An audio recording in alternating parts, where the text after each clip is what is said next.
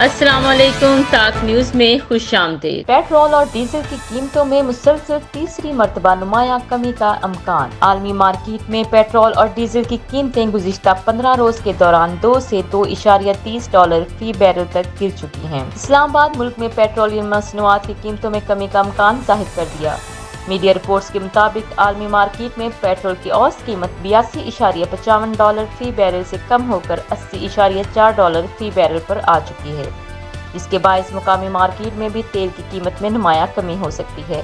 عالمی مارکیٹ میں پیٹرول اور ڈیزل کی قیمتیں گزشتہ 15 روز کے دوران $2 سے $2.30 فی بیرل تک گری ہیں، جس کی وجہ سے 1 ستمبر سے آئندہ 15 روز کے لیے پیٹرول اور ڈیزل کے نرخوں میں فی لیٹر 5 تا 6 روپے کمی کا امکان ہے۔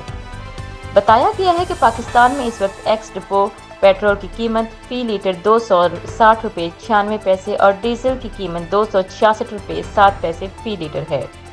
14 اگست کو اپنے آخری جائزے میں حکومت نے پیٹرول اور ڈیزل کی قیمتوں میں بالترتیب $8.47 اور $6.70 فی لیٹر کمی کی تھی، جس کے بعد یوں پیٹرول کی نئی فی لیٹر قیمت $260.96 جبکہ ڈیزل کی نئی قیمت $266.07 ہو گئی۔